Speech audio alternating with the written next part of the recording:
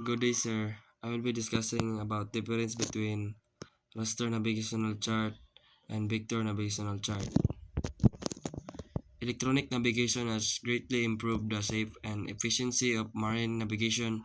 One of the most important components of modern navigation is the electronic chart display and information system, which uses electronic chart to help mariners plan routes and monitor a vessel's position. The two main types of electronic chart used in ICDIS are the raster navigational chart and the vector navigational chart, more commonly known as the electronic navigational chart. A raster navigational chart is a digital copy or scanned image of a traditional paper nautical chart. Since it is a simply an electronic picture of paper chart, all chart information is fixed and cannot be separated into different layers. When the chart is enlarged beyond its intended scale, the image becomes blurred, pixelated, making it more difficult to read. Although RNC are useful in areas where vector charts are unavailable, they provide limited interactive features and fewer automatic safety functions. In contrast, a vector navigational chart is a modern digital chart made up individual objects such as points, lines, and areas. Each object contains information that can be displayed or hidden depending on the navigator's needs. Unlike raster charts, vector charts remain clear at different zoom levels and support many advanced ICDIS functions, including route planning, automatic safety alarms, safety contour monitoring, anti-grounding warnings, and real-time position tracking. Because of these capabilities, ENCs are the preferred chart type for modern navigation and are considered the official chart format for ICDIS. Another important feature of ICDIS is the use of different chart layers.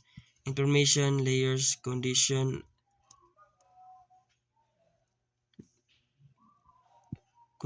the official navigational information provided by hydrographic office. These layers include coastlines, depths, contours, soundings, buoys, beacons, lighthouse, traffic separation schemes, restricted areas, and other essential chart data required for safe navigations. Since they are official data, navigators cannot modify them. On the other hand, user chart layers are created by the navigator or bridge team. These layers allow users to add voyage-specific information without changing the official chart data.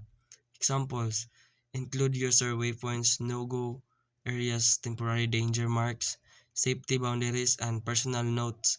User chart layers help improve voyage planning and ensure that important local or company-specific information is available during navigation.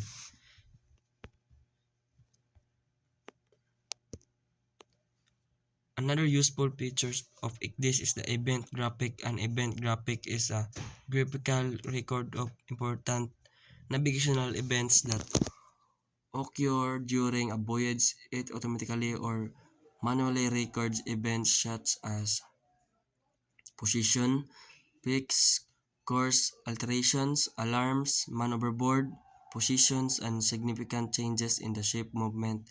These records are valuable for voyage monitoring, accidents investigation, training, and post-voyage analysis because they provide a visual history of the vessel navigation. Examples: user waypoints, no-go areas, temporary danger marks, personal notes, company safety limits. The last conclusion. In conclusion, both raster navigational charts and vector navigational charts are important tools in electronic navigation, but they differ significantly in capability. Our RNCs are scan image of paper chart with limited functionality, while ENCs are intelligent digital charts that support advanced navigation and safety features.